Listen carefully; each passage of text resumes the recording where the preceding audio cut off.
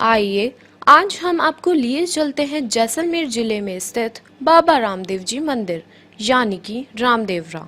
रामदेव जी महाराज का मंदिर railway station से कुछ ही दूरी पर स्थित है। जब आप बाबा रामदेव जी आए तो आपको यहाँ पर रुकने के लिए कई धर्मशालाएं और होटल्स मिल जाएंगे। आप उसमें रुक सकते हैं और मंदिर के दर्शन कर सकते हो।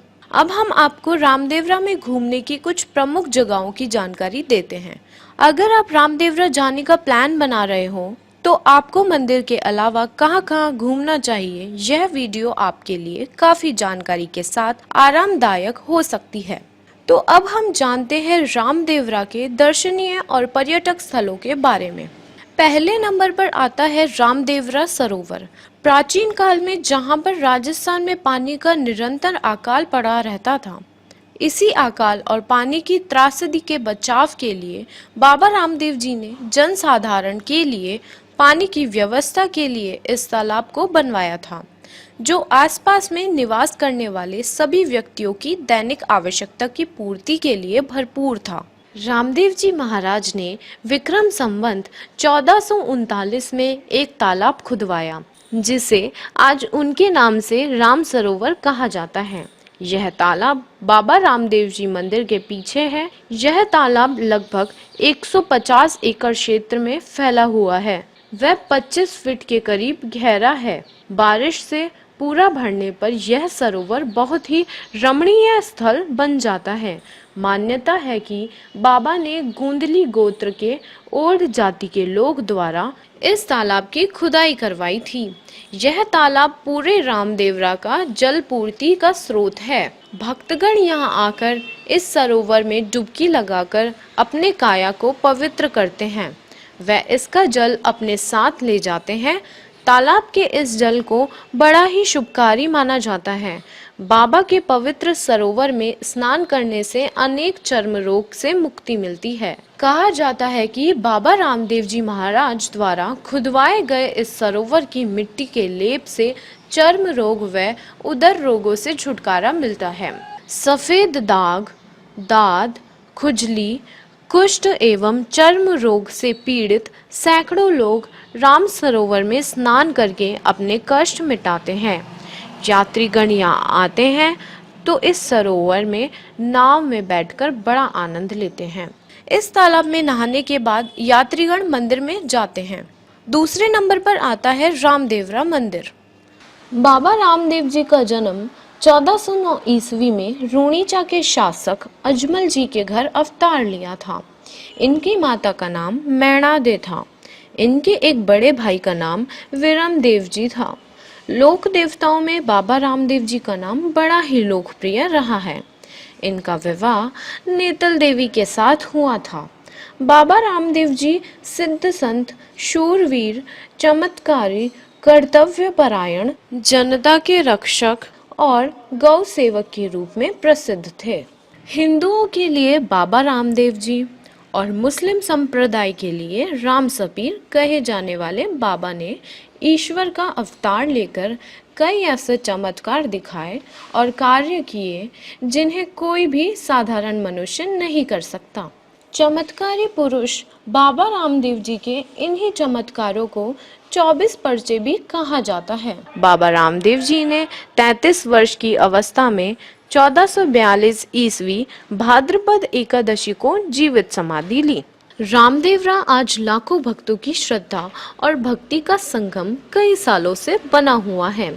बाबा रामदेव जी महाराज आज भी रामदेव पीर के नाम से जाने जाते हैं। तोमर वंश में जन्म लेने वाले बाबा रामदेव जी महाराज आज राजस्थान के प्रसिद्ध लोक देवता हैं।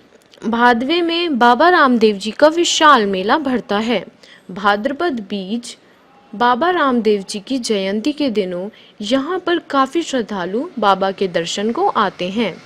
यहाँ पर राज्य के अन्य हिस्सों सहित कई राज्य से भक्तगण आते हैं और बाबा के दर्शन करते हैं। तीसरे नंबर पर आता है डालीबाई का कंगन। यह जो आप देख रहे हो यह डालीबाई का कंगन है। यह कंगन डालीबाई की समाधि के पास ही स्थित है। मान्यता अनुसार इस कंगन के अंदर से निकलने पर सभी रोग कष्ट दूर हो जाते हैं। मंदिर आने वाले सभी श्रद्धालु इस कंगन के अंदर से अवश्य निकलते हैं। चौथे नंबर पर आता है डालीबाई का मंदिर, जो कि डालीबाई की समाधि के नाम से प्रसिद्ध है। यह जो आप देख रहे हो, यह डालीबाई का मंदिर है। कहा जाता है कि रामदेव जी के जीवित समाधि लेने से पूर्व ही डालीबाई जी ने इस जगह पर विक्रम संवत 1442 भाद्रपद अष्टमी को जीवित समाधि ली थी। पांचवें नंबर पर आती है परचा बावड़ी। बताया जाता है कि इस परचा बावड़ी का निर्माण बाबा रामदेव जी के आदेशानुसार बाणिया बोयता ने करवाया था। मंदिर के पास ही परचा बावड़ी बनी हुई है। इस बावड़ी में सैकड़ों सीढ़ियां उतरकर लाखों श्रद्धालु दर्शन करने पहुंचते हैं। इस बावड़ी का जल पवित्रता और शुद्धता का प्रतीक है। ऐसा माना जाता है कि जो भी इस बावड़ी के जल से स्नान कर लेता है, उनके सभी पाप धुल जाते हैं। छठे नंबर पर आता है गुरुद्वारा। बाबा रामदेव जी के मंदिर से लगभग 500 मीटर की दूरी पर ही बाबा रामदेव जी का पुराना झूला, पालना और गुरुद्वारा आपको देखने को मिलेगा। गुरु बालीनाथ जी के त्याग, तपस्या एवं मानव सेवा को देखकर राक्षस भैरव वध के पश्चात अजमल जी रामदेवरा में आकर निवास करने लगे। तब गुरु बालीनाथ जी के नाम का गुरुद्वारा बनवाया गया और आज भी रामदेवरा का मुख्य दर्शनीय स्थल एवं आस्था का केंद्र है।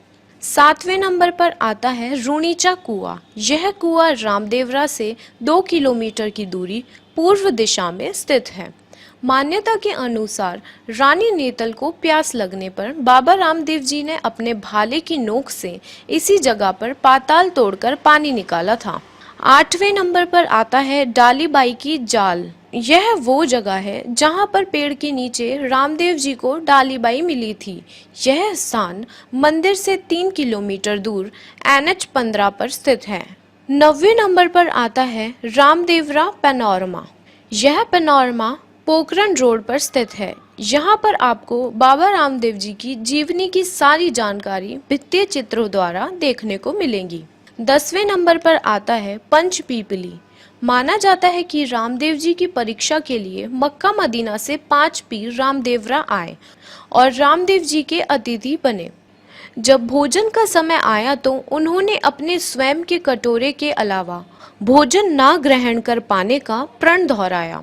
तो बाबा ने अपनी दाई भुजा को इतना लंबा बढ़ाया कि वही बैठे बैठे मक्का मदीना से उनके कटोरे वही मंगवा दिए। तो पीरों ने उसी समय बाबा को अपना गुरु मान लिया और वहीं से बाबा रामदेव जी का नाम रामसा पीर पड़ा और पीरों ने भी पर्चे स्वरूप 5 पीपली लगाई थी। 11वें नंबर पर आपको गुरु बलीनाथ जी का धूणा देखने को मिलेगा। यह स्थान पोखरण में स्थित है। बाबा ने बाल्यकाल में यहीं पर गुरु बलीनाथ जी से शिक्षा प्राप्त की थी। यह वह स्थान है जहां पर बाबा को बलीनाथ जी ने भैरव राक्षस से बचाने के लिए गूदड़ी में छिपाने को कहा था। 12वें नंबर पर आता है पोखरण किला।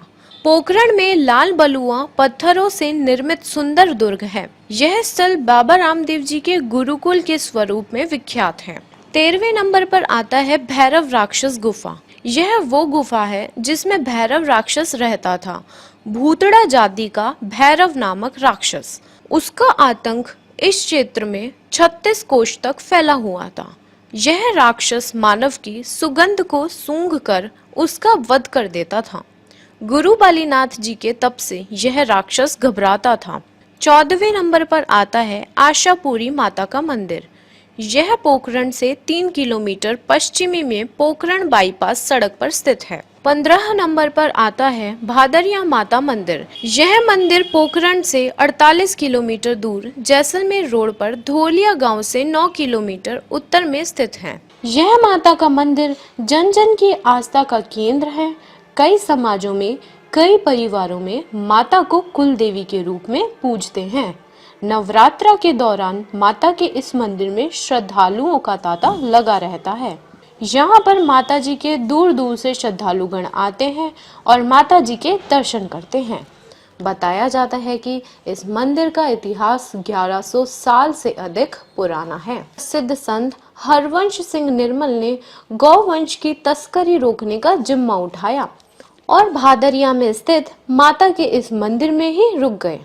उन्होंने यहाँ मंदिर का जीर्णोद्धार करवाया, साथ ही गौवंश के लिए गौशाला की स्थापना की। इसी के चलते उन्हें भादरिया महाराज की ख्याति प्राप्त हुई। यहाँ आने वाले श्रद्धालु माता जी के दर्शन के बाद समाधि के भी दर्शन करते हैं। यह मंदिर एक टीले पर नागर शैली से बना है। कहा जाता है कि माँ भादरिया हिंगलाज माता का अवतार है। माता जी के मंदिर में आपको अखंड ज्योति के भी दर्शन होंगे। अगर आपने हमारा चैनल सब्सक्राइब नहीं किया है तो तुरंत सब्सक्राइब करिएगा। आपको हमारे चैनल में कई धार्मिक स्थानों की जानकारी मिलती रहेगी। 16वें नंबर पर आता है भादरिया लाइब्रेरी। माता जी के मंदिर के पास ही स्थित है भादरिया लाइब्रेरी। जब आप माता जी के मंदिर में आओगे तो आपको एक ज्ञान का अथाह भंडार भी देखने को मिलेगा। इस ज्ञान के भंडार को आप देखोगे तो अचरज से आंखें खुली की खुली रह जाएगी। इसकी सबसे रोचक बात यह है कि यह लाइब्रेरी जमीन के सतह के 16 फुट नीचे अंडरग्राउंड में बनी हुई है। वर्तमान में इस लाइब्रेरी के कुल 9 लाख से भी अधिक पुस्तकों का संग्रह है। इस लाइब्रेरी में 562 अलमारियां, 1600 रैक तथा 18 कमरे हैं। इस लाइब्रेरी का संग्रह संत भादरिया महाराज द्वारा किया गया। इस लाइब्रेरी में 7 धर्मों का पूरा साहित्य मौजूद है। इसके साथ ही वेदों की संपूर्ण श्रृंखलाएं